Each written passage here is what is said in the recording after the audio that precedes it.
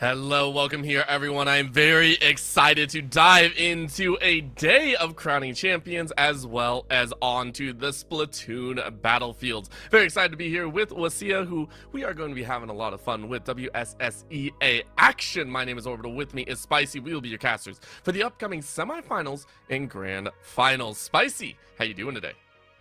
Doing great. As one of the regular casters here with Sia for Splatoon's high school division, I'm super excited to see what we got going in middle school for this final bracket. I remember doing this around this time last year. Absolutely hype things to see. And the beautiful thing is that it doesn't matter how old you are. Splatoon especially is so friendly for kids of all ages that you see some insane talent here, insane plays. Really excited to get it started here in the semifinals between North Taps and Ridgetop. Yep, it's gonna be a treat and a half. Both these teams really rocking out and giving us a taste here. And again, in the BO7, it's a whole different beast. It's a whole different burden to play with. A little bit longer games, and there's a lot more to think about. You get a really good, comfortable feel with your opponents, and I think that's the most important factor. Is when you sit in with this matchup, you have to understand it's gonna go for a while. The opponents will start countering what you want to do, and depending on what map you select between turf war, rainmakers, splat zones, all that fun stuff, it can get very, very finicky if you're gonna come out on top. Definitely, yeah. A lot of things to consider here when it comes to the weapon selection, just overall strategy, even though it comes to the map and the modes, a very different counterpick format than we are used to seeing. So, with all that in mind, before we get started, I do want to give a huge shout out to Zotac Gaming for powering today's stream. Thanks to their incredible support, we're able to bring this broadcast to all of you guys watching, helping to showcase the amazing talent in Scholastic Esports. You can show your appreciation for Zotac Gaming by giving them a shout out on social media, and make sure to join their community on Discord. And when you do, don't forget to use the hashtag powered by Zotac or hashtag ZotacUNSA whenever you post. Yep, make sure to go ahead and give a lot of love that way. But diving into this one, it's very important that we take a look. It is North App, as we said, versus Ridgetop. These two going ahead and selecting which zone they want to go for. Of course, splat zones are generally the fastest and easiest to start things out. After that, it'll be the, I believe, the losing opponent of the previous match will get to select the map, and we'll go from there onwards. So, very important to see. My eyes still kind of drawn over to the weaponry, and I will be very curious, as you said, maybe a little bit more close quarters, but in 3v3 action, it's always a little bit tough to decide exactly how we're going to have it. I think the meta has skewed a little bit also towards, I want to see a little bit more close range aggressive. We've seen a lot of lurking plays depending on the map. A lot of those dualies, having a fun if you can get the dualies out in the way, but we have seen some more abilities to not only eliminate the opponents, but figure out ways to work the map to your own advantage once you get to the higher levels. For sure, yeah. We often think about how we can use the map to our advantage when it comes to the higher levels, higher echelons of Splatoon play. And as you were alluding to, a lot of weapons have kind of gone into that favor there as well.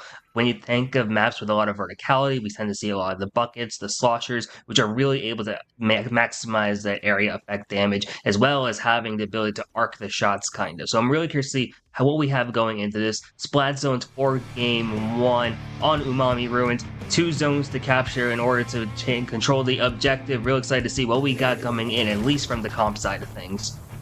And it's going to be a treat and a half, so let's go ahead and dive on in. We got North Taps Middle School going up against Ridgetop Middle School. Bulldogs versus, I believe, the Pirates. So let's dive on in. Quick little run. This map, a little bit more linear, obviously, when it comes to splat zones, and a little bit more straightforward. We got a roller coming out straight away. Double roller into a little bit of the bazooka action. I like it. Oh, and immediate wipe out. Yeah, that's a common thing you tend to see in these 3-on-3 formats. It's so much easier to get those moments where you just have all of those players eliminated, and when you have those wipes, it leads to the objective, leading to a lot more points potentially being off the board here, as North Taps looks to get control once again, and here we are, another 1v1 between Mousemeal and Player 8, and this time Ridgetop comes out on top getting the wipe. I like it. Wipes back and forth between the two, but current lead is granted over to the side of Ridgetop. They're trying to burn away with some of this time. Well, at least they have control of that side. They're not in the lead just yet, and this is a pretty close game. Again, in the semifinals, it is important that you start things off on the right foot and good control over both here. as it is going to be Ridgetop gathering a much stronger hand at the start. What a splat right there. Quick takeaway from one of Nortap's side. Yep, and Ridgetop immediately just able to keep up the pressure here. They're forcing the one Splashmatic player to utilize that Crab Tank to not only shred one player, maybe you get two, but at least try and get some extra paint on the board here. Ridgetop already past the 50 here. One zone is neutralized though. As you see, Nortap's able to reverse it now, able to put a hefty penalty onto the Ridgetop side, but the Booyah Bomb coming out. So not going to be able to do much though, with both these teams just trying to control for the zones at this point.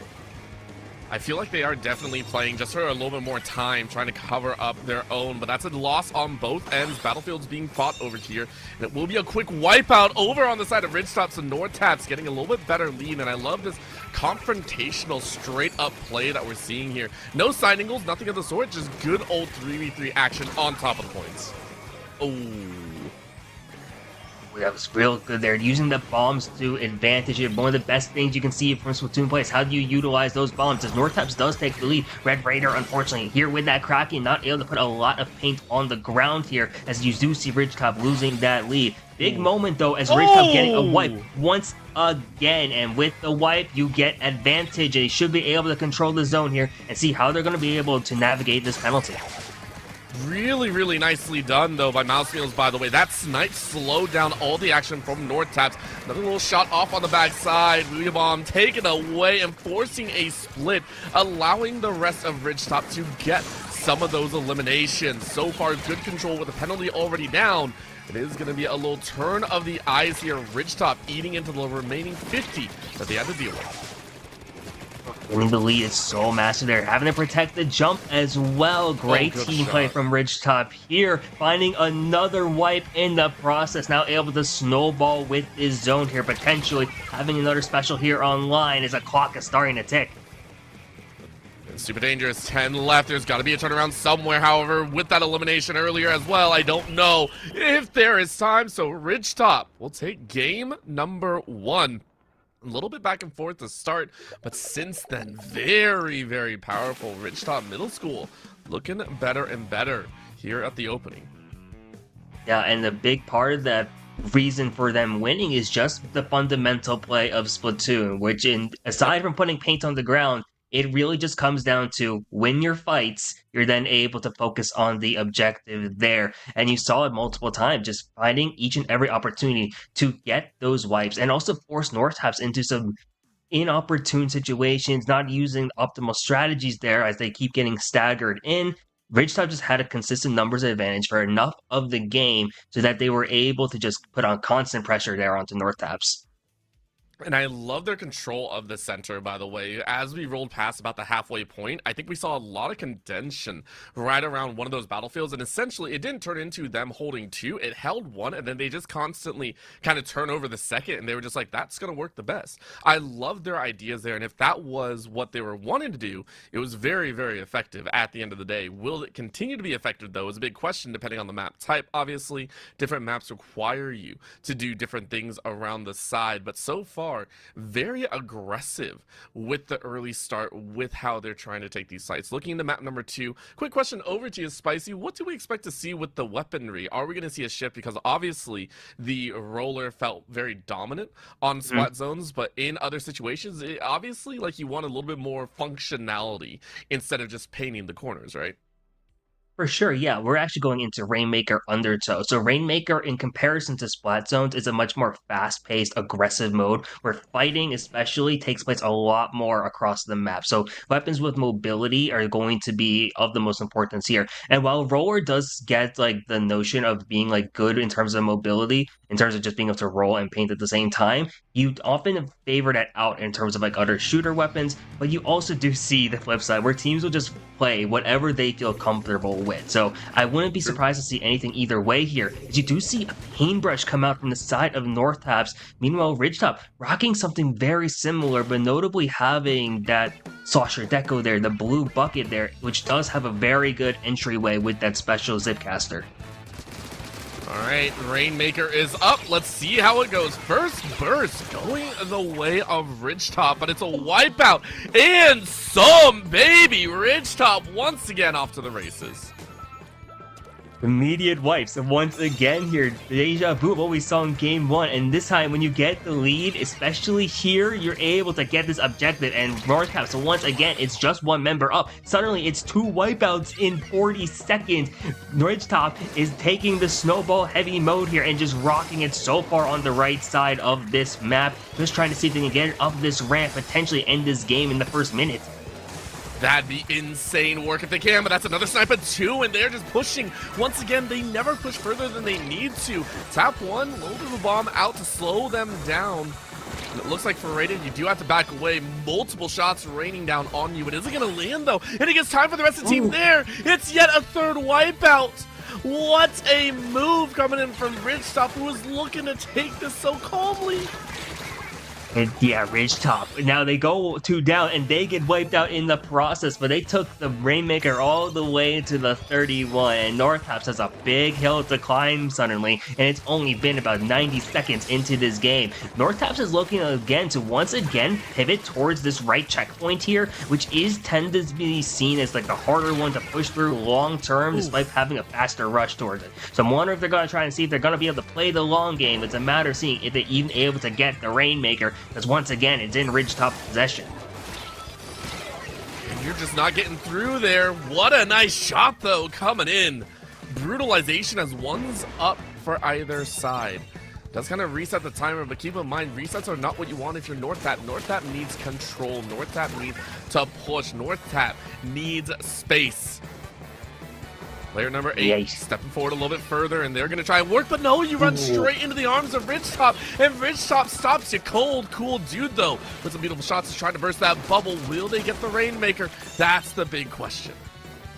Oh, they do get the Rainmaker, but they're getting slowed down right at the pedestal. Math is able to finally break through the checkpoint, and this is where Rainmaker really becomes scary when both teams have it down. It's just a rush for these points now. Ridgetop once again with possession, though, seeing what they're going to be able to do here. This Paintbrush is able to put up a wall, and now it's up to Northaps to see, with only just the Rainmaker here. They got to position them, they get the wipe, and now it's seeing, can they get a rush towards this right ramp and see if they're able to make a push even further.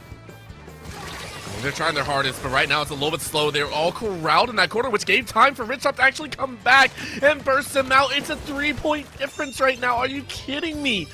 Good grab on that Rainmaker. It's time to push back for Ridgetop. You saw your lead pretty much expire on that back end, and now you're fighting against the flow. What a shot out. 2 eliminated on either end. A dip down to the lower ground. You're just waiting for that revive, and it's not going to happen. Delayed wipeout will give a lead back over, and Ridgetop will hang on as the rest of the team respawns. Yeah, great stuff here from Ridgetop, taking in the stagger that Northaps was having as they kept jumping in towards Ridgetop territory, and they was able to waste so much time here. Ridgetop now also able to take the Rainmaker, going the left side this time, trying to sleep around this wall, see if they can get this Rainmaker anywhere further, but this is also so far into territory here. They get wiped out, but it's really hard now for a Northaps climb in the last like 70 seconds. It does feel like both teams are kind of getting a little bit anxious. They're pushing, and every time they kind of lose their lives, it's because of an overextension. But because the timer has already pushed them into that corner, there's no time to push back. They need those 3-fight wins from earlier. Out goes a little bit of the artillery. It will launch and give cover, but is it really going to be enough? A minute left to expire before we get to see any major changes. And we get to crown that winner of game number 2 near a wipeout in the corner. A little bit of hold by Cool Dude as they're just waiting, trying to figure it out. There's a Rainmaker. A quick tap on both ends, though, as no one is able to get good control.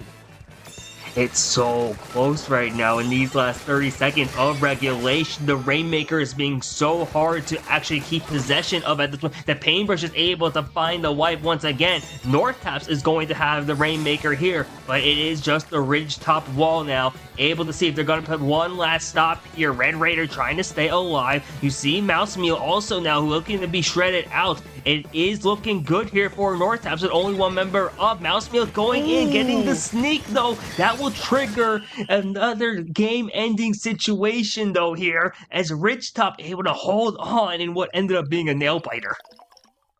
That's more than a nail biter, I'm gonna say. That was a brutal game. You can see there just 3-point difference much closer than I think anyone else would have liked. So big win by Ridgetop right there. Very, very well done. But a spice of life. That roller did a little bit of work, and we saw the coverage. Huge shout out though to the side of NorthTap, who kind of brought it back. We were wondering if they were going to lose so early on in the first minute, and no, they bit back with a vengeance. Yeah, that's the beauty of Rainmaker there, especially where you are able to have the mix of chipping away at the lead, but also having those big rushes of points. You saw both these teams kind of have that in the beginning in their opening pushes there. So it's the beauty of Splatoon, just seeing all of the different styles of play here. And you're also kind of seeing it in the execution where a lot of the, as we've been looking at here, there's been slight misplays, and in the playoff setting, that's just natural here. It's about how do you overcome it, and especially at such a young age, it is very difficult to do so. So I'm curious. I'm really wanting to see how do these teams respond here, especially NorthTaps. You're down 0-2, but it is a best of 7 set. You do have a long time still to make something happen. Absolutely, you do. It's one of those situations where, again, the BO7 is actually benefiting you quite a bit. You get to decide, hey, okay, Rainmaker didn't work. We can still go a different way. I mean, Splat Zones obviously wasn't in your wheelhouse, but you could still go Territory Wars. You still could go Turf Wars and see if that's going to provide some execution levels, because I think the back and forth that they've had when it comes to frontal combat has been some of their strengths. I wouldn't want to put myself in a situation where a runaway, tower control would be in that situation where things just kind of go sideways. So looks like we are going back to Splat Zones, back to that position, like I was just saying, of okay, let's play smart. Let's just go head to head. Let's fight them the best we can, and let's keep that point ticking.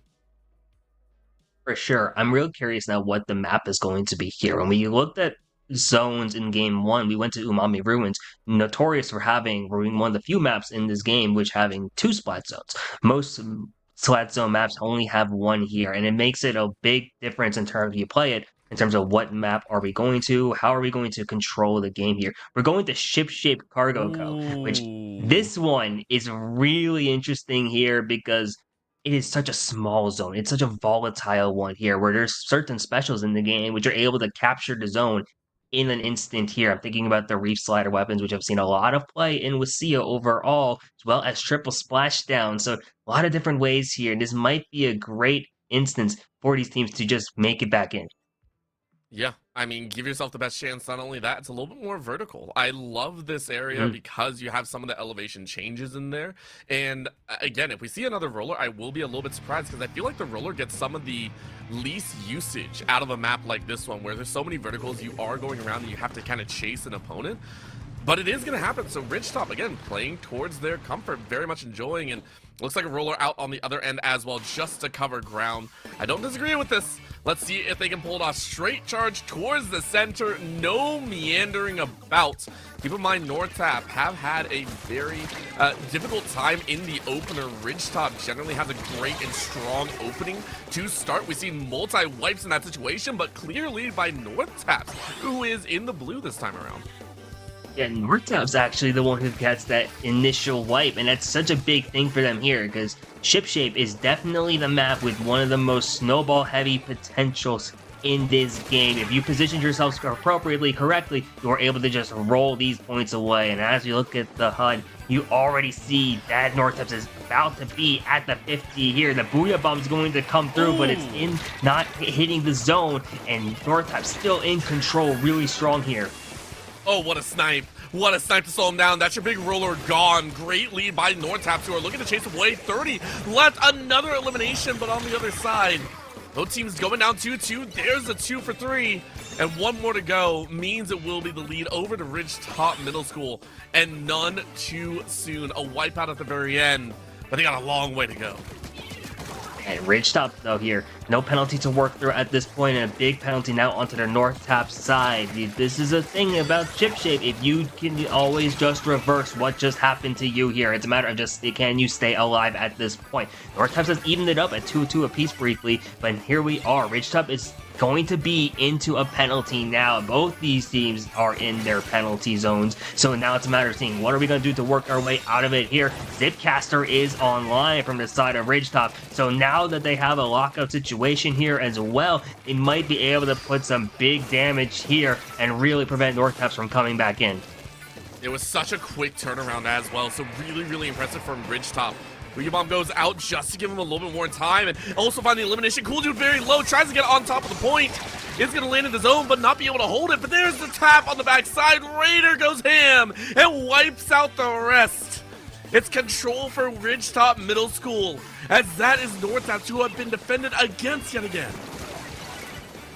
I mean, those missiles are so clutch here, but they go 2 down in the process. Ridgetop able to stay alive here. It is just Raider who is going to get shut down, as North Tap's able to stay alive and have this lead still in their possession. Now it's some time to maybe work their way through this penalty, maybe get out of it here, but you are watching to see if this Kraken is going to be about to be active soon. It is active indeed, and this is looking really bad, at least for North Taps, who does get wiped out as Ridgetop back in control.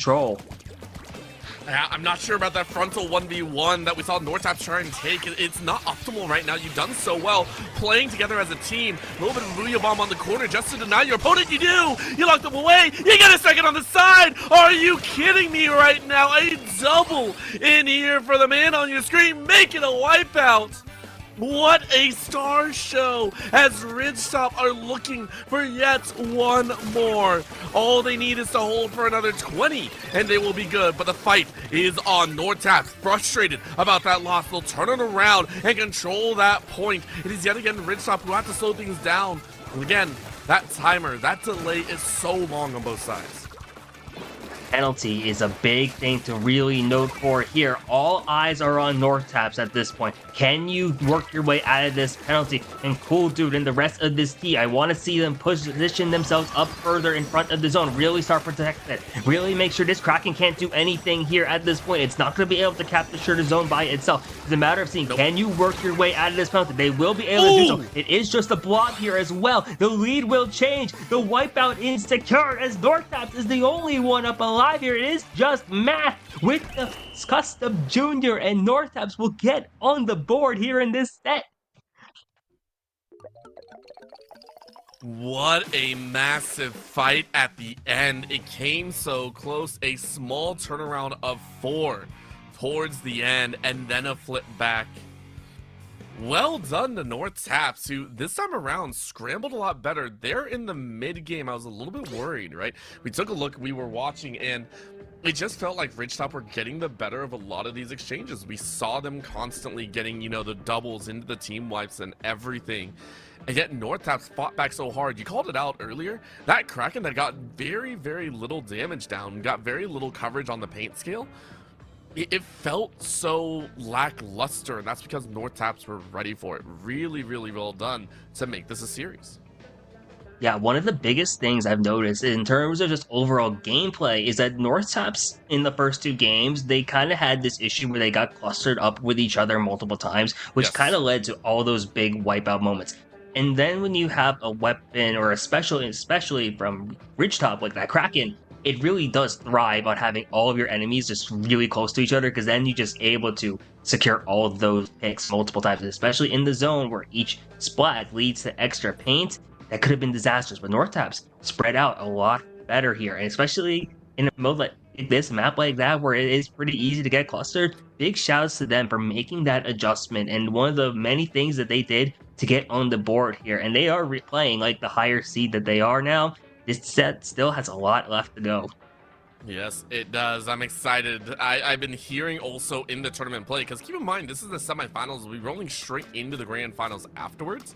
But the fact that we're in this situation means that we might have our first game 7 of this event. I believe I've been hearing words that a lot of the teams that made it here to the top of the top, you know, the top 4 situation, they've been rolling through their opponents. They've been very good about always being that top dog, always winning out very cleanly.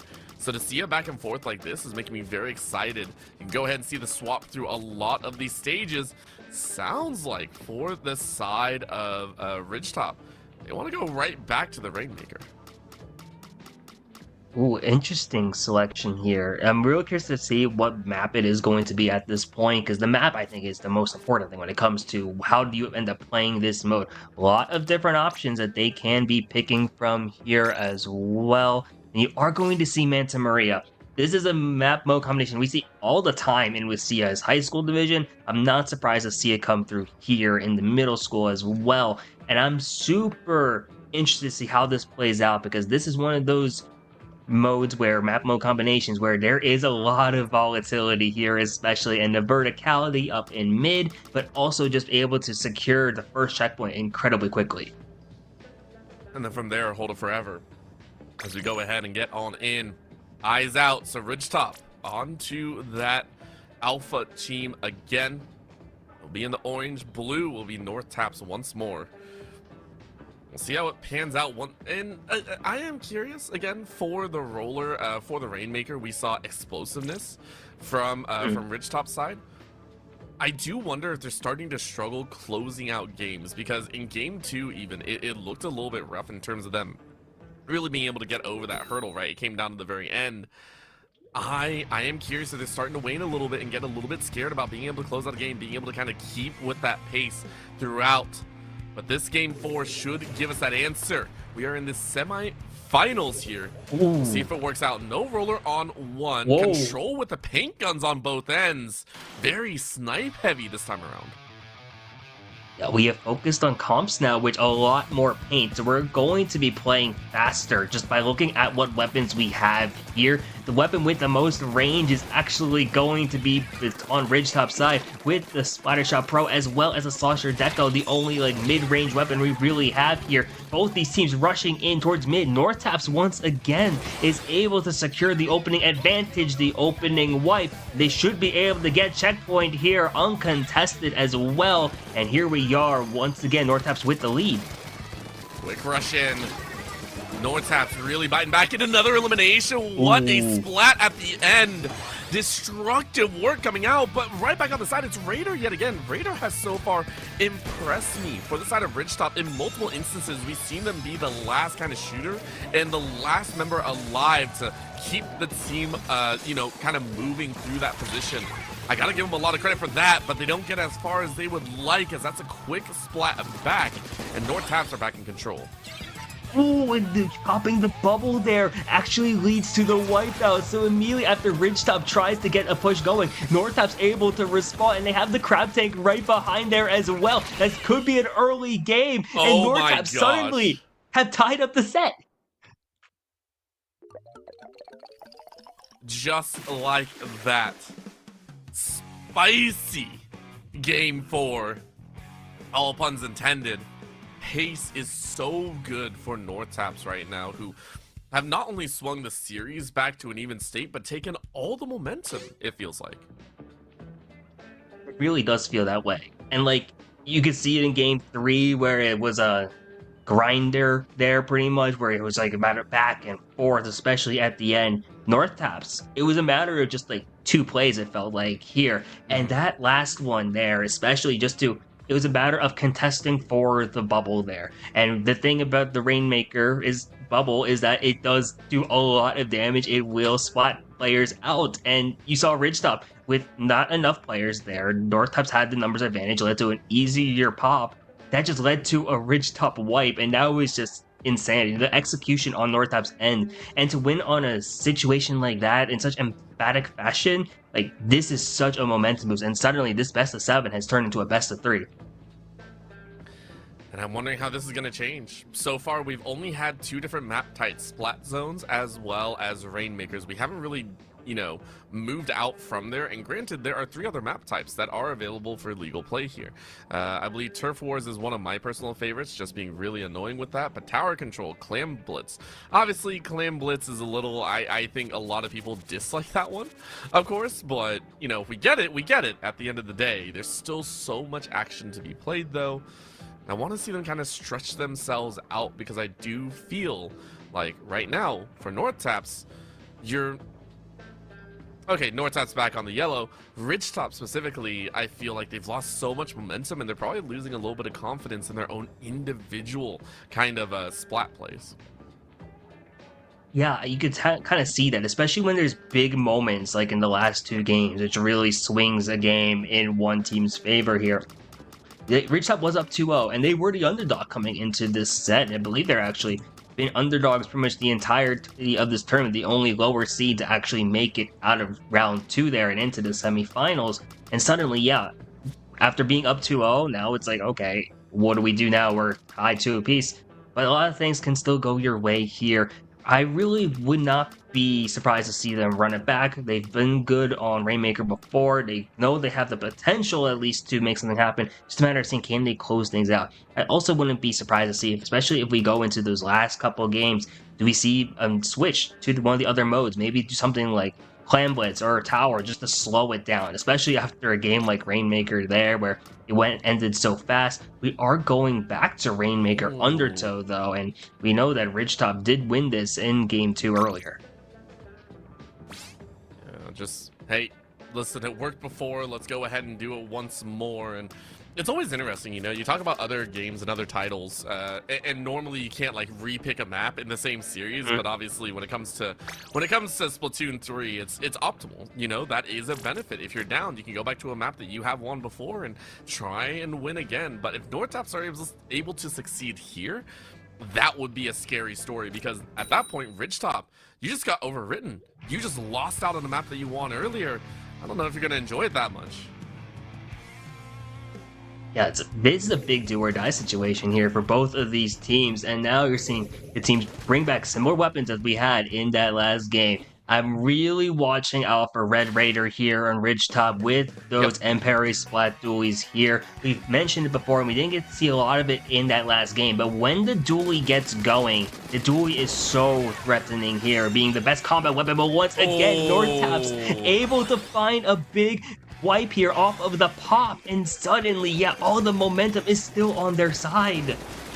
I'm wondering what really led Ridgetop to decide that they were going to take that chance, because this is about to rush again. 41 points remaining.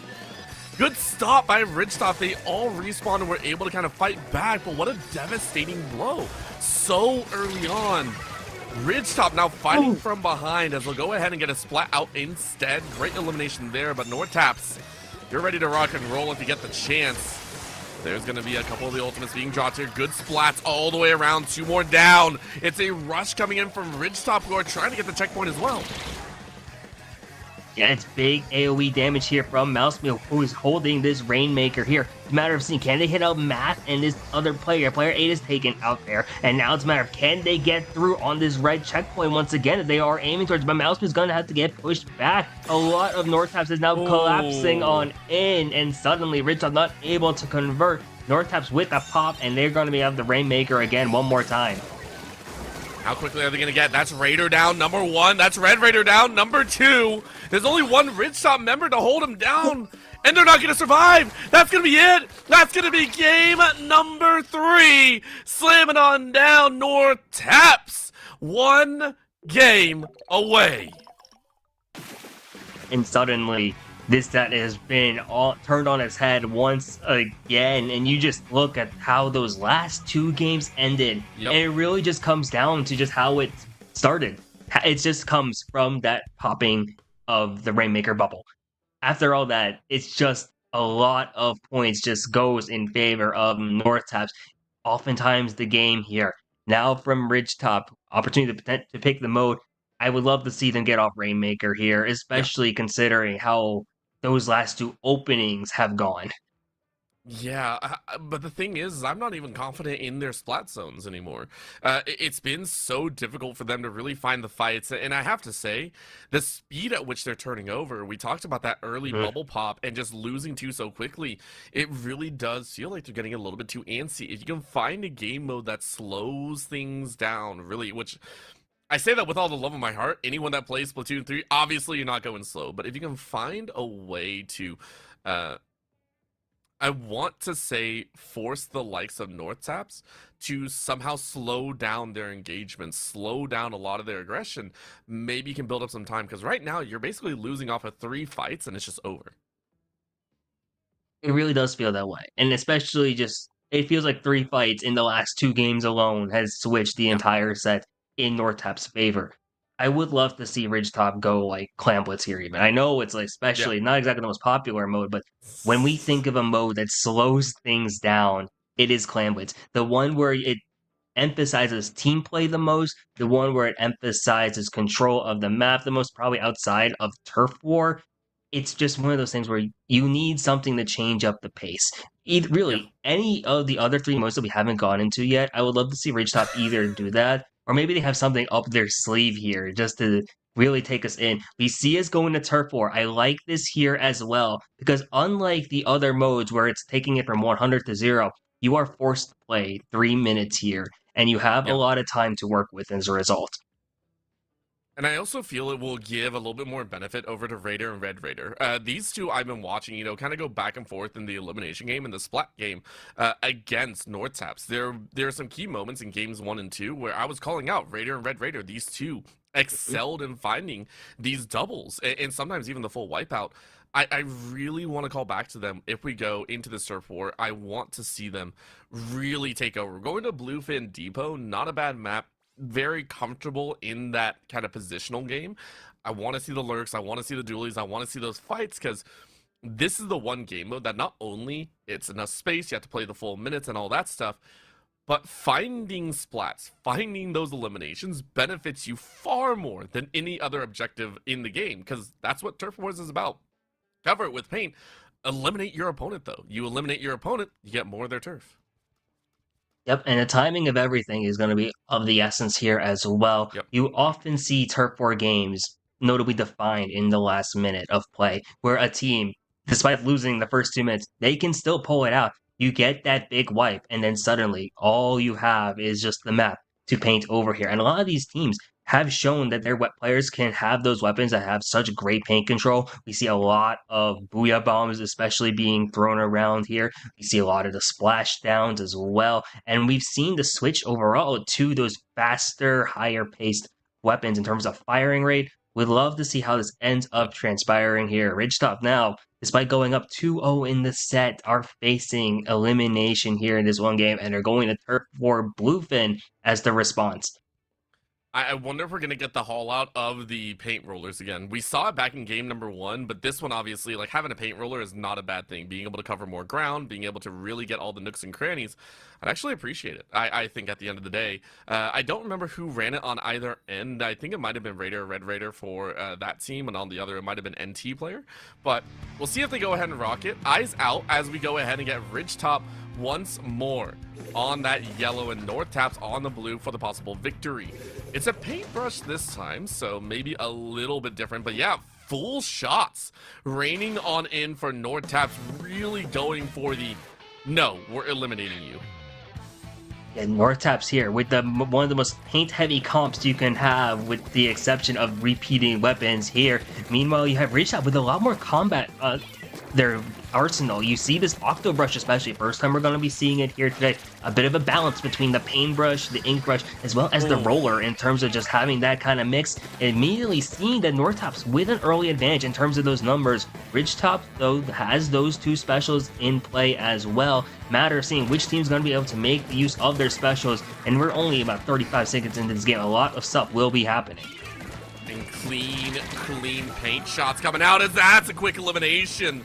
Very nicely done by North Taps, who have felt a little bit better in their shot selection. I love kind of this anger that they're playing with. A little bubble roller to come on out as well, off on the wings. They're going to hide here. I do appreciate the fact that you aren't trying to 1v1, but the 1v1 goes your way instead, covers a little bit more of the ground. Well done in that flip. Minute expired so far. And so far, we're looking at the overhead map. North Taps, their base is very well painted here, very clean. Ridgetop seems to have more of mid and the rest of the map, though. And the Booyah Bums being traded out, and it's going to lead to one member on each side being down here. Ridgetop is arguably more favored slightly as of the last time we saw this map, but we are now at the halfway point in this game. The Crab Tank, especially there from North Taps, able to provide so much paint coverage here, as you see them also going now into Ridgetop territory. Oh, this is brutal. If you can contain a quick Booyah Bomb to give you that visibility, throw it on down, and it's a quick splat on the end. It's now your own base being covered here. Ridgetop eliminated back and forth and back and forth. Yeah, and Oh, North what a taps. mean, I mean, what a that, mean wow. 1v2. Are you kidding me, Math? Math holding it down. That's cool dudes in the back line. Northap are going crazy. You knew this was going to happen the moment you saw this weapon comp be selected. This is a comp with a lot more movement. They're able to get those angles, able to get those flanks, but 40 seconds to go. The danger is on here for Ridgetop, not just for this game, but the entirety of this set. Last 30 seconds or so will determine this. One fight will end it all potentially here, and North Taps looks to have it down pat here as they find multiple picks in a row. I mean, listen, bring out the AT-AT, bring out the crab. Spit it all out, because you have done such good work from losing the early two. It really feels like there's not going to be any main difference. I love this haul back here with 10 seconds left. I don't think Ridgetop have what it takes. They don't have the time. They're going to try and sprint, but I don't think it's going to happen. North Taps in this game have covered such an extended space. They'll go ahead and take victory and take the series. North Taps will move on to the grand finals. And they have a date with Mount Baker coming up very shortly here, but what a set. Especially from, you look at from how we felt from the ending of game 2 to now. Like, we thought North Taps was like, they were struggling quite a bit. Yeah. They were close, but couldn't get it done. And then you think about how they could have almost lost on Ship-Shape Cargo in game 3, and it would have been over. If it would have been feels like over here, staring at 0-3. But they call out that game 3. Then they stomp 4-5 and then use all the momentum in 6. And it felt like a completely different team. They are the number 2 seed, I believe, for a reason. They're going to go up against the number 1 seed, Mount Baker. And this is going to set up for an amazing finals coming up. Yeah, and for Ridgetop, big shout out to them making it here into the semifinals. They were seeded as 6th, by the way, the lowest seed out of the top 4 here. Huge props to them for making it here. And I think that explosiveness that we saw in the games 1 and 2 was a big part of why they made it here in such a solid fashion. Really well done to them. Unfortunately, they do bow out a little bit early, so it is a little bit of a tough pill to swallow, but you have to be proud of how far you have come here in the WSSEA. Huge props. Now, we are going to give a little bit of time over to North Top to give themselves, or North Taps, a little bit of time to kind of relax a little bit. That was a very fast-paced, very frenetic series, so give them a little break before the grand finals. Before we do, though, I do want to give a big shout out to LandFest as well. Another here we go.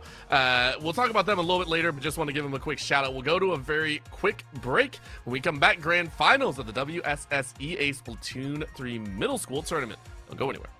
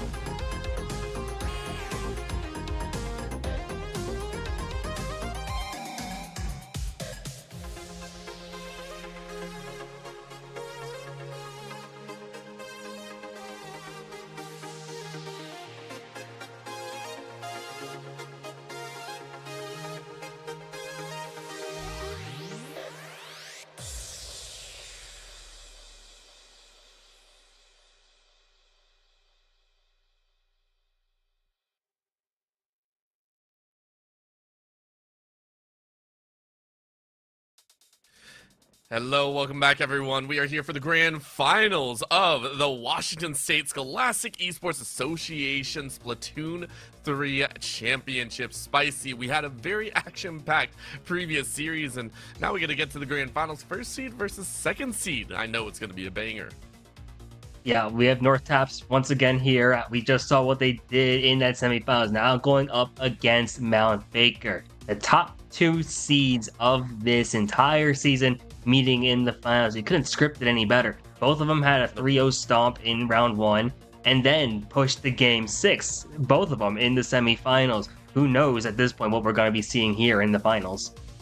Well, hopefully something other than Turf Wars and, Splat Zones and Rainmaker, because I want to see more action in there. Now, do I hate those? No, not at all. But do I think more diversity helps these teams get a little bit better? Absolutely. When it comes to some of the adjustments that are being made, it looks like we are starting off with a little bit of Turf War. I think this is understood. I believe the teams are... It might be higher seed chooses first now that I'm thinking about it, as we got into Turf War and Turf War as well as a Splat Zone situation. So Bluefin Depot, we saw this quite literally last time. So hey, we got to go back to an old faithful from previous series. Yeah, and we just saw what North Taps did on this. They really thrived on having mobility with their comp, being able to have 3 weapons with a lot of paint, but also have weapons that could definitely sneak up, get those picks in multiple times. And you were able to see it, where it's like they're coming from behind the opponent, and it made things really difficult for Ridgetop in the semis. North Tap's probably looking to do something similar here, assuming they are rocking the same comp. Now, Baker obviously bringing a whole new slew of weapons, new set of playstyles here as well. So time will tell if it's going to be similar to what we saw earlier, or if we're going to be seeing a lot more adjustments when it comes to the gameplay, weapons, map select, and everything like that. I think having some of the adjustments is important. I mean, I give credit where credit is due. We saw North Taps adjust very heavily in their semifinal series. So maybe it's a chase for chase situation where we watch them kind of, I want to say, ping pong back and forth certain compositions depending on what they see their opponent bring out. We've seen situations like that occur. We've seen a round from, a little bit more close quarters action to a little bit longer range into, hey, we have to have a very nice balance to, map type and items like that. There could be a lot of shifts in there where we do get to see those exchanges and some of those mix-ups. So is there a weapon overall that you would be surprised to see between these two teams? Surprise? The bow class, the stringer class, we haven't seen that at all pretty much, and I would be stunned to see that. Really, it's the weapons that require a charge. The splatlings we have not seen, the charge Yeah. rifles we have not seen, as well as the bows. So, and I don't think that really plays to, at least not the North Tap style, where they like a lot of those weapons that are either we will 1-tap or 2-tap with just being able to hit the button, or we can just keep holding the button down. It's a constant string of shots. So I would be surprised to see any of like those charge weapons. It doesn't seem like something we typically see here. Richard didn't pick anything like that either, and I don't know if it's going to be in that playstyle, but Baker could surprise me. Maybe they have something completely different from what we've been seeing. They focus on the splatlings. That's their way of getting that. And we haven't really seen a lot of that backline presence, so maybe they'll be playing for like more of that backline as well. Yeah, I mean, I could see it. I could see a lot of chaos happening. But again, it depends on the teams, how they feel moving in. I know some teams take, game ones a little bit more seriously and they tend to run a little bit harder, and then they kind of release off the gas pedal a little bit, right? So there are situations that can occur on any spectrum for these teams, and that for me will be the very, very fun part. I believe we are just waiting a little bit longer. Again, a lot of these kids, I think, are taking a little bit of time. The coaching staff, I'm sure, is helping them out there as well, saying, okay, these are the things that you need to work on. These are the things that you need to worry about. Maybe these are things that in scrims we've had a tough time dealing with, so you need to be very aware. Not only that, I feel like these two teams have played against each other in the past, obviously, and I wonder if that's also playing a little bit into it, especially as a second seed. I'm going to be watching to see if any players are specifically targeted, right? Hey, if I'm North Taps, I'm like, hey, there's one player over there that I'm like, I want to deal with. Yeah, and really, you tend to see it a lot in terms of like first seeds overall, whereas like there usually is like the one carry, for lack of a better term, one player who can Yeah. like lead the charge, whether it be from the execution standpoint or whether it be from like the leadership side of things, what's going on in the room, in the call. Here we are, finals about to start here, and double arrow spray as well as goo tuber coming out from Baker, while Northops rocking the same paint heavy comp we saw them have in Turf War in the last set. All right, well, off they go. A little bit of the floating docks is where we're looking at. Quick center stage with a little bit of the water balloon. He sent out quick, but a little bit of a stall out. Nortap's taking a lot of their time, as that was cool. Raider going straight into the midst, and I'm not sure if that's what you want to do. For Mount Baker, they're taking their time very comfortably, as that's a hard chase into enemy territory. Are you kidding me? The Sharkling comes out, though, and bye-bye a body. Nortap's taken by surprise. Yeah, Baker's gonna have two of those here. They're both of their arrow sprays, unlike the Northop's arrow spray, will have that reef slider, which gives that element of surprise there, that really aggressive option that makes up for the lack of combat that the arrow spray typically has here. The goo tuber, though, I'm so curious to see this from Baker. It is the first time we are seeing a charged weapon here. You see that line of sight, that backline presence. It outranges everything here on Northtaps, and it leads to so much ways for this Baker squad to get going and go all out into this Northaps territory. Off we go. Once more, a little bit of a line, plus a shatter on the body. Weight lockdown into a two-piece. Very, very strong play coming in from Mount Baker as they control the northern side of the battlefield. Huge territory control.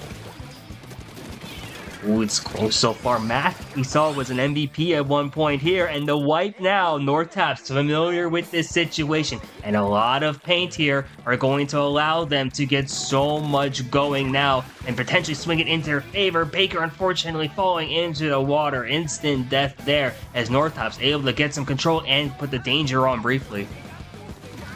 That's another snipe here. We're starting to see Northaps really come away with some of these individual plays. A lot of these splats with high ground coverage is good, and they're pushing into further territory. All of a sudden, it's Mount Baker who are in a lot of trouble. They've lost out on a lot of the previous engagements. You're talking about the aerospray that's just not giving them leverage. Quick shark to come out. No splats occurring until that moment. And that's going to be a two-piece for your life, but that's a huge turnaround. Can Baker cover and recover? Oh, player taking out the other shark there. That's big there, as Northtaps is able to once again put this Baker squad into the danger here. The arrow sprays are such good painting weapons, but can they and the Gutuber climb back here? They go two down though. Baker now with an opportunity, a big situation here as well. Both these teams just trying to get any picks they can. It's time will tell who's going to end up having more paint on the ground in these last 10 seconds. Each pick matters. Northap's going to go two down. The reef slider will come out one more time. Crab coming at the last second.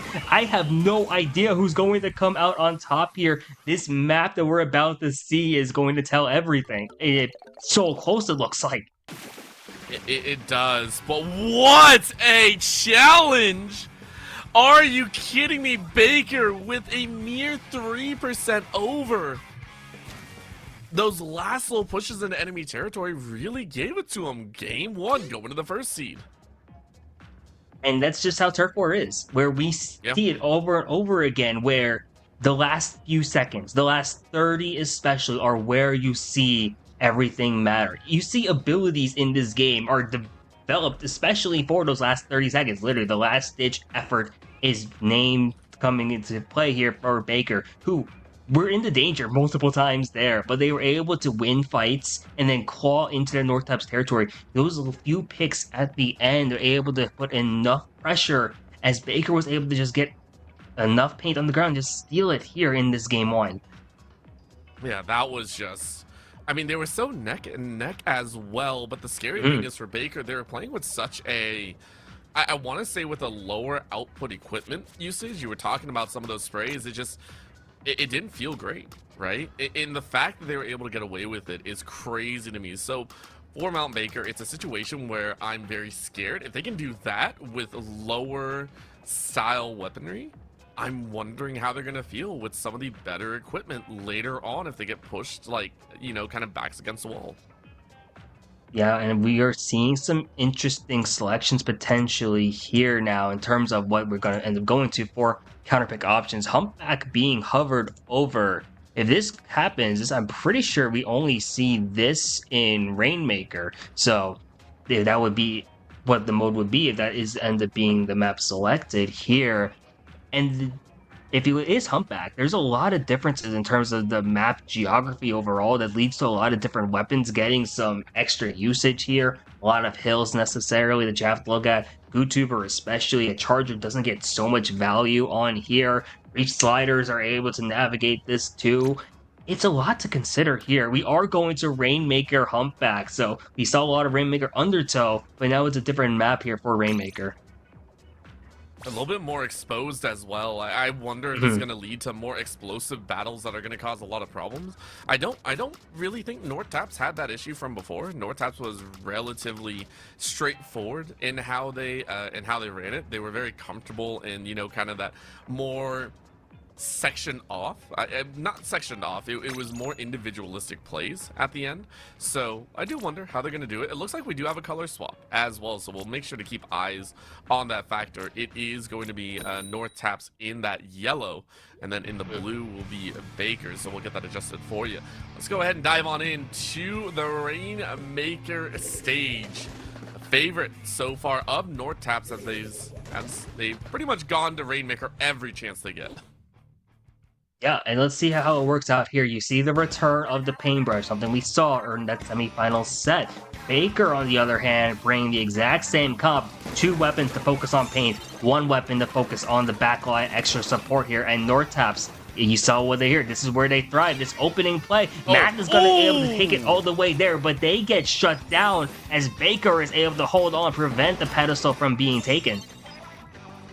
Really solid stop there. You knew how bad it could be if that checkpoint was landed. It's such a terrifying spot to be in. Another great shot comes out as Baker starting to get a huge roll on their own. Hammer time, baby!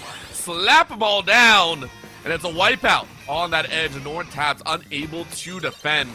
But again, when it comes to the Rainmaker, it doesn't matter if you get the team wipe or not. It's about covering that ground. Do you have the time? You're rushing right over. Baker, slam it on down to hit the checkpoint. Yeah, and great stuff for them. They are going to get wiped out in the process here, but getting that first checkpoint is so valuable here. Stalls out for time. North Taps now having an opening, though. One more shot at the pedestal. They should be able to do it. I love the use of the Booyah Bomb. Able to act as a shield, now having the bubble around the Rainmaker bubble to pop it there, too. And suddenly, North Taps with the lead once again, trying to go for a little bit more here as well. Oh, they're going to try and rush it. That's going to be a wipeout. They're getting a little bit closer. Can you get up there on top? Maybe you can. There's a slam. It's on! North Taps tied up 1-1. And great stuff there. The execution there from North Taps was insane just at the end. And this is basically what they have been doing. They know what to do after pop. It's just the game plan is just so set in stone. It's no wonder we see North Taps consistently going back to Rainmaker as their counter pick of choice. Yeah. I think it shows their strengths. And with Rainmaker, there's a situation that kind of occurs that I have to give credit for. Recognizing that they had the opportunity to kind of sprint straight forward in that. It wasn't the wipeout that I think really gave it to them. It was the fact that, we recognize that, hey, we got to push. We're not going to get another opportunity like this. Hey, we got really close to eliminating all of them. Let's go. And you could see it was a pickup of a Rainmaker into a very, methodical walk. It was very slow to recognize, hey, we have the opportunity to sprint for this. I need my teammates here. So really good idea by North Taps as they're fighting back. Really good one. And now for Baker, I'm curious, what are you going to go to? What are you going to aim for here with this next map? Are you going to go to or Rainmaker or Splat Zone? Yeah, we see Splat Zones being the mode potentially locked in here. And when you think about this as well, a lot of the weapons that Baker has been using, they will thrive in Splat Zones. The double arrow spray comp is going to allow for a lot of paint on the ground, but also having double reef slider, it makes it so difficult. And we are going to ship-shape cargo. This is the map where we think of where reef slider will take control of the zone here. And Baker, with 2 of them, as well as the Gootuber in the back, to potentially help add that extra support. This is looking really good for Baker as a counter pick here, but North Taps as well. We've seen them win it before. This is where they changed the entire set in semifinals. Let's see what ends up happening here in finals. Yeah, I'm really, really looking over at Cool Dude and Matt. These two have been very excellent in kind of keeping their best foot forward. But for Shark, Rat, and Chud, all of these players have been also really primed to fight. So I'm excited to see, once again, the opening tends to be the main sorting point. We got side swaps coming out as Baker are back in the yellow. Nortaps are in that blue. So we'll see if that makes a major difference. But when it comes to ship-shaped cargo, it's all about just landing that early fight and then holding for as long as possible. Let's see if it's going to be a one-shot straight from 100 to 0, or we're going to get those penalties rolling through. Yeah, and we saw it in that last semifinals where a lot of the penalties rolled through. It was so close. Came down to the absolute wire here. But it's a final situation. These teams have much higher execution at this point. Baker bringing out some new weapons here as well. Ooh. Seeing the splatter shot as well as, I believe, the crack on splat roller. So a lot of variety now from this side. While Nortop's bringing in something very similar to what we saw in Rainbow. A little bit of a bazooka and all, but that's a quick splat. Number 1 double on that 2-piece. Looking for the wipeout if he can find Matt. Poor Matt tried to cover some sort of zone, but it ain't gonna work. It will give Baker that lead, and the challenging out in the front off spawn, which is a little bit crazy to me. Yeah, you don't want to be out there all alone. That's that spot to be in. Turn, hand it over here in just a little bit. Booyah bomb on the top ground, as it will be turned over to Nortaps. Northups now has some time to recover here. They're finding some big picks as well. They're going to be able to cancel out this jump. Chud and Rat will both fall. And this should lead to Northups taking the lead here as well. They should be able to trap this Kraken here as well, but the roller able to find that there. Shark doing such a great job of just knowing the recognition, having the things set up so that they are able to just get the pick as the counter play here. Big fight in the middle here for this zone as Baker will be in control, especially after that wipe. I mean, that wipe felt good coming in for Baker. They forced him away, especially with that Booyah bomb just slowing everything down in the backfield. But it is going to be to their benefit. A little bit of paint being thrown out on the edge, trying to get a little bit of coverage, and then the wipe, there it is. Great knock, number 1. Nortap's really going hard. They'll eat up their penalty now, 27-25. Yeah, and we're not really going to be seeing the 100 to 0, it feels like here. We are going to see another back and forth. It is a 1-point lead with the penalties also in play here. Northaps is going to be able to work their way out of it, but the Reef Slider coming in the last second. It's not going to be enough as Northaps does take the lead, but Baker is able to find the wipe. They should be able to get control, but Shark there in that Kraken momentarily wasn't able to get any paint on the ground, but Baker now in control, trying to see if they can get the lead back once again. And they're definitely going to try. Topside fight coming in. Control loss, as that's just painting coming out from NT player 8. Math was able to take care of the lower ground, so covering all the angles from Baker. Baker now trying to get back out. Nice little balloon, but it's not going to be enough as you have to hide and heal back up. I don't think it's going to happen, though, as you are spotted out in more ways than one. Painting up the wall to go ahead and roll up. Helping out the teammate at least for a bit as the Kraken slides on through for a double. No coverage on the third, but it's enough. As your teammates roll on in to help, you will stop the opponent at 32. As coverage will hand on over. Baker going to try and tick off the rest of their penalty. And Baker rocking the double cracking comp here is really important to notice here, but the bomb coming in and not being able to get out in time. Northaps was able to take that situation, and now they're putting themselves in a spot where they're going to be able to get into some control here. Baker jumping on in, they're able to get Matt out as well, but now if one Kraken is up, ready to play, and it has to navigate towards that upper ground though, and is going to get up, trying to at least be a diversion here. But Baker not able to get the zone at the moment there. Another Kraken coming in there as well. And just a big firefight here for this zone. Oh. Baker going to go multiple down and get wiped as Northaps in control. Player 08 has now done that twice and gotten away with it. Baker just do not look up, it feels like. Look at this. NT player 8 is just hiding up on the double platforms on the top side and just painting them away with a paintbrush. That is brutal to watch. And that will be the game. Spicy. Well played overall to Northaps.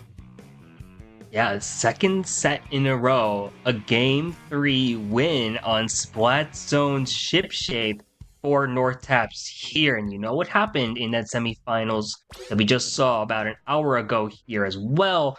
And now Baker, suddenly, as the 1 seed, they're staring down a deficit. They haven't trailed at all this playoffs. They were Yep. up the entire time, tied at worst in their semifinals, but now they are losing to North Taps here. I'm really curious now, what do they do facing this adversity, whether it be a change with the counter pick or whether it be some weapon or playstyle selections, a lot of things to consider now, even if it's only game 3. I really have to say that I'm not liking kind of the situation they're in because it doesn't. Well, I don't want them to feel like they have to swap out the weapons. I don't think the equipment is really the issue. It feels like it was just a lapse in judgment. Again, some of these positions that are going on, it feel like they're just catching them off guard. And again, NT player on the top side, we saw the Kraken originally try and push them off. It just didn't work, right? And then they went right back in position, and so Nortap's got all that freedom in the world. It just felt like for Baker, they weren't expecting it. So I do wonder if maybe the stage wasn't to their comfort level. Maybe for them, it just, even though they chose it, they weren't aware of what could go down. So, maybe shifted to a more horizontal map instead of a lot of those verticals. Then you only have to worry about one plane. But get it off of the slot zones, maybe go to turf wars. That's a potential option there as well. Yeah. I'm thinking, at least from the side of Baker, one thing I do want to see is utilization of specials that are not aggressive. All their specials have Yep, been like yep. reef sliders and the hammer and double kraken as well. We haven't seen anything that like actually like provides like extra support. We haven't seen like extra paint, for example. That's a big reason why I think Yeah. they lost that Splatstones game, where you have two krakens and krakens are such a great thing, but North Taps, we saw they're able to play around it, and Baker just doesn't have that paint output. If they had like a Booyah Bomb, Triple Ink Strike, even like the Phantom Missiles that we saw Nortaps use to great advantages there, maybe that just the utility there to play alongside such aggressive weapons. I think that's kind of the missing piece, at least from Baker in that last game. So I kind of hope they make that adjustment moving forward. I mean, I 100% agree with you. I am curious to see how it's going to play out and if they're going to be able to take it away. They need to make those adjustments if they want to come back into this, or if they don't, North Taps is going to run away with it. It's just the situation you're currently in. We are in a little bit of an extended break. I believe for Baker, you're taking all the time that you can to really figure out how you want to play this. Again, stage selection will be very, very important. We've gone to Turf Wars, we've gone to Rainmaker, and we've gone to Splat Zone. All of these situations led to differing levels of success. So I do wonder if they're just kind of like, okay, some of the regular situations aren't working for us. We need some sort of change, and that's why they're taking a little bit longer for the decision on which map we're going to go to. Yeah, from the side of Baker, just looking at this, like if you consider what specials they have been using, a lot of these actually would be very valuable in tower control and clan blitz. Like those are like your entryways, or for tower control, especially having Kraken just sitting on the tower is such an annoying thing to deal with if you are the side of North type. So you do have to just like focus in on get this invincible thing off of the tower here. But you have these options. I would love to see some exploration of like other modes here as well. It is a best of 7. There's still a long thing here, a long more gameplay that we will be seeing. And really, I don't know if they have noticed this, but Northtaps hasn't played on Tower or Clan Blitz yet either. I don't know if Baker Yeah. did in their semifinals, but it would be a really interesting thing to see here against a team that likely isn't as warmed up on those modes. I would actually agree with you. I mean, we mentioned before in the semifinals, I wanted to see a swap. I wanted to see a change Mhm. off coming in for, I believe it was a side of Ridgetop. I want to see a little shift in there, see if that is going to be the mix-up. So far, it doesn't feel necessary, but yeah, bring it on out here. For Baker, though, I mean, they're taking their time. They're definitely wondering exactly what they need to work on, and maybe it is that, okay, let's bring out the big guns. A lot of our equipment isn't really working. You mentioned some of that utility on the back end for the special. 100% agree. If you can get it, go for it.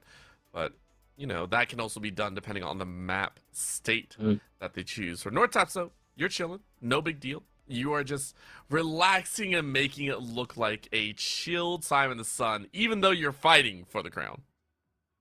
Yeah, and big shouts to a lot of these North Taps players. Like we talk about like anti-player away, Math, Cool Dude especially has been like really impressive to watch. You just see like the team play overall and just the overall recognition of like different situations has really led this North Tap squad to take lead at least early on in the set after game three. So with that momentum, you know how scary this team is as well. So I would be real interested to see how they end up playing forward. I don't foresee them making any major adjustments unless absolutely necessary in terms of Yeah. like weapons or stuff like that. But especially knowing that they have a small lead to play around, they have a little bit of insurance. But I would imagine that this team is also just looking to close it out as soon as possible.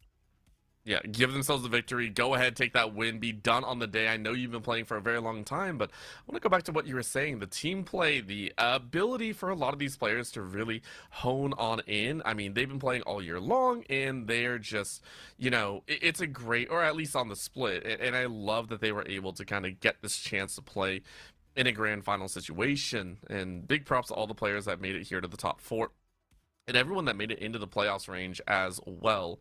I'm very much liking it, and again, I think that's what esports is all about, playing on a team, learning how to, play in a competitive setting, and then also just, keeping things all the same. And we got it, spicy. The series is living up to your name. We got our first clam blitz of the stream in Scorch Gorge, no less. I was so happy. I saw the mode get selected and I saw the roulette change. I'm like, oh, I saw it pause on Clan Blitz. I'm like, wait. I've never been so happy to see Clan Blitz in my life, which Yeah. is very rare to ever be excited for Clan Blitz, at least for me. I love watching it. I dread playing it, but this is such a great swap, I think, here for Baker. An opportunity to slow things down, really focus on coordination and team play. It's all about getting the power clam to break towards the basket, and they must have heard me on the stream. They bring out the NZAP as well, which is an entire weapon focused on utility, having the tacticaler, a special that has defined this game's meta for a couple of years now. Loving the different swaps that we have seen from Baker. Let's see, the clams are out in full force. Gather what you can, fight for the center, get eliminated while you do it. As that's a very quick wipeout in favor of North Taps. North Taps go ahead and clam their way up with a spiral. As the barrier has been broken, quick tap on the point score. Very clean to start for North Taps. And they're going to keep this basket open, and they're going to find more picks onto Baker here as well. You see the clams funneling in, and this is a mode where you pick it to slow things down. This basket is not even close to closing. Baker is about to potentially get wiped out again. It's a delayed wipe, and suddenly we're at 100 to suddenly 20 here. No clams in sight at the moment. Baker needs to do anything they can just to slow this game down. The basket will finally close, but look at all the damage that has been done. That took a little bit too long for your comfort level. That was rough in the face of Baker, and Baker now scrambling on the back end. Quick elimination will go ahead and give them a little bit more time. A little football action on the back end. I love that skin. It's very fun to watch, but to go ahead and kind of walk your way forward. But again, those eliminations, are you kidding me? North Taps, so clean on the shots. That is the second wipeout in this game alone. And that is a devastating one there too. Baker's NZAP player popped the tactical right as their teammates got picked off. As a result, not a single player was able to use the benefits of that special there. North Taps is going to get wiped out, so Baker still got a sign of life here, but they need to build this clam economy. Only 4 clams won't be enough to build a power, and you need a power plus a lot more to take the lead away from North Taps. Yeah, that was an exceptional stop, though. As it's a quick aerial, you go ahead and kind of boost your way over. As you snipe out 2 on the back end as well. What an opportunity coming in for Baker as they'll collect even more clans. I believe they're sitting on 7, but can they get away in time? Quick spiral number 1 breaks it on out, but that's only the opening. They need to get other points in there. Yeah, and they're going to get splattered out in the process. They had the power, but no clams to follow up. It's a rough situation because not only do you provide this, but you give a pity to North Taps as well, who will have extra economy overall in this game. The Kraken will be able to have that value, but it's gonna get shut down as North Taps once again with the power clam, with the wipe, looking to march on forward, break the basket open, and try and seal the game with another power. It's just 20 one more time. All right, well, there's the eliminations. Another couple splats, 2 in front of that basket. And it's a quick wipeout in that same vein, so a good stop nonetheless. But 11 points is all you need. It's not a spot you really like to be in if you're the side of Baker. Minute 40 left. The only time will tell. For Baker, you might be able to turn around and get some lucky fights.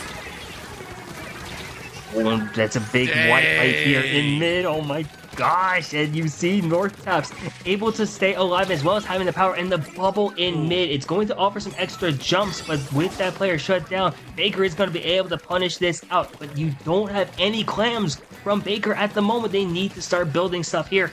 About a minute left to play. They need not just a power, but they're gonna need multiple clams in order to make a push that can actually take them the lead. That's gonna be a nice little wipeout. Quick spiral in. Hits once. How many clams do you have? You don't have any. You're trying to collect them. Rat's trying to gather them up as quickly as possible. That's 5. That might be enough to get him close, but it's no real treat at the end. Can you put it away? Yes, you will. Another wipeout that slows you down. With 40 seconds left, North Taps have secured a stop into that range. And Booyah Barriers back up and boogieing on. What a play from North Taps as they gather their own and are looking to put this away. What a shot! When you see North Taps just trying to get some extra control, they have the pity clam here. They still have that power. It is going to be enough to end the game if necessary here. They have 2 power clams. They have an opportunity to not end this game just outright here as well. One of them is going to miss, and Zakaleo the breaks the basket, but this is devastating here. The wipeout isn't going to be enough here as well. No clams in sight from Baker as North Taps goes up 3-1 in this final. And I mean, we saw it, you know, for a brief moment, we saw why Clam Rush can be so frustrating and can be a very much slower play. But North Taps played it like there was no speed loss. They played it like there was no change whatsoever. They were speeding along to their advantage. And again, their openers have been so solid. Remember in their semifinals, we saw them take, I believe it was under a minute Rainmaker matches. It was brutal to watch, and here they did the exact same thing, push themselves to 20 almost immediately. That is such a rough gap to overcome. It really is. And like Clam Blitz is not a mode where you typically see that happen. This one typically is more drawn out, but the biggest thing here is just the game plan execution. North Taps knew right from the opening what they wanted to do. They get a power clam, they build it quickly, and they also importantly have clams to follow up. That's why they were able to keep that basket open for so long. Baker, on the other hand, struggled to have any clams alongside the power, so it was really difficult for them to make anything happen in terms of that longer extended push. It was just kind of chipping away compared to North Taps with a really strong haymaker in the beginning here. I see tower control as the mode being hovered over in a do or die situation here from Baker. And I'm real curious to see how this one ends up playing out when the first changeup didn't exactly go as planned. Yeah, I actually really like this though. I like the idea of going to tower control. Another one that, again, in terms of pacing wise, can take a very long time, right? You very slow roll forward. It doesn't move at Mach speed or anything. For Baker, it gives you the opportunities. Here's the issue now. It's not about timing. It's about even finding some of those wipeouts, finding some of those splats. North Taps have been so much quicker on reading where the opponent is and how they get about it, right?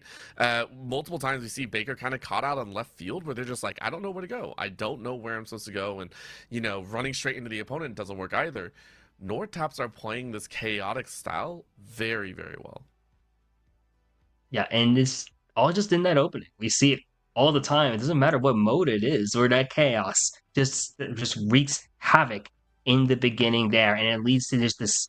Not only is it the objective, like points are going in their favor, but that's the psychological mentality is just so much up. The motivation, just that entire thing is just so much higher here. The morale for North Taps. We are going back to ship shape, but this time it will be tower control, a map mode combination where, kind of like Splatzone's, pretty volatile and especially notorious for having one of the most difficult checkpoints to break in the game.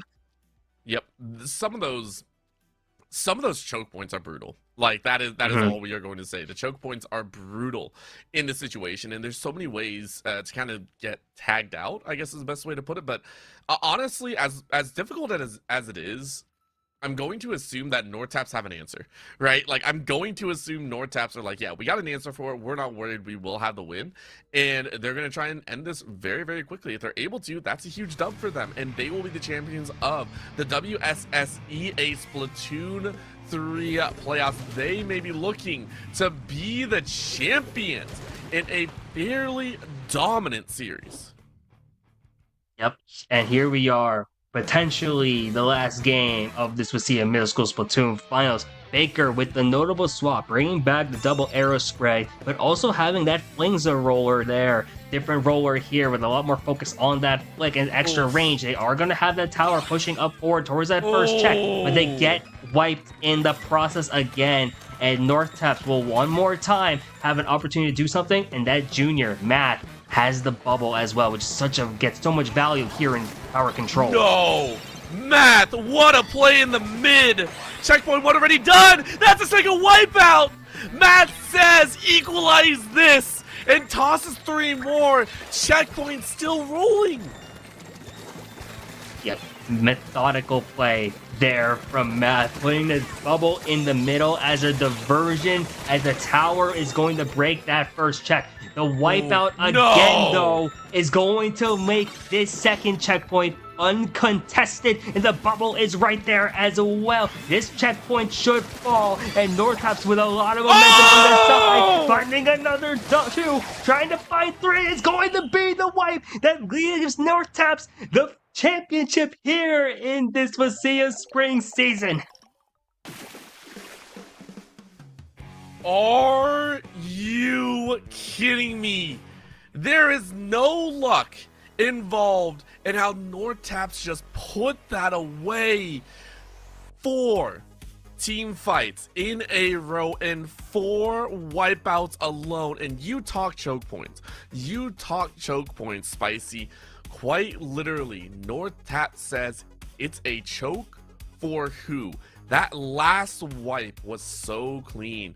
Nortap's number 2 topple Baker in the end. What a way to do so here as well. Game 1, as a reminder, that was basically stolen away from Northaps at the very end, where Baker just able to get the last few things at the very end, get those picks, get the extra paint, and basically come out and very closely.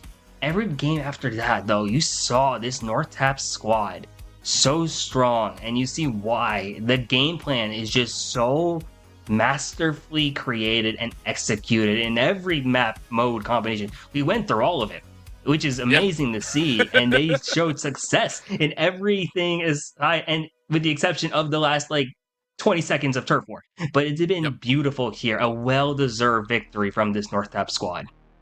And it's a beautiful conclusion to the end of a season for the WSSEA Splatoon 3, I believe, championship. They deserve it. Very well done to not only the side of Northaps, but every team that has made it here into the playoffs. And it was a glory and a respectful moment for us to be able to cast it. So thank you and shout out to everyone that joined on, and as well as to our sponsors that do make it happen. You heard about Zotac a little bit earlier, but a big shout out to LandFest specifically for giving us a chance to be here on the broadcast. So if you don't know too much about LandFest, this broadcast is part of LandFest Scholastic Esports program, a program that supports this league and many others. Since launching, LandFest has delivered over 300 broadcasts to Scholastic leagues in Washington and Indiana. We do provide these broadcasts free of charge to the league, schools, and teams we cover, so your generous donations make this all possible. For every $200 raised, it covers the operating costs for 1 regular season broadcast. So if you go ahead and appreciate our work, please go ahead and scan the QR code on screen right now and donate today. Thank you so much to everyone who has tuned into today's broadcast, all the action that has gone down in the WSSEA. We loved being here and, enjoying all the action. So from myself and Spicy, as well as to all of our production staff, Connie as well as Mobug, for making sure to get us rolling and getting all the matches in a timely order. We do want to say goodbye, but there's more action tomorrow as well with Rocket League, so make sure to tune in tomorrow just as well. But for tonight, we will call it here. Thank you so much for tuning in, and have a fantastic evening.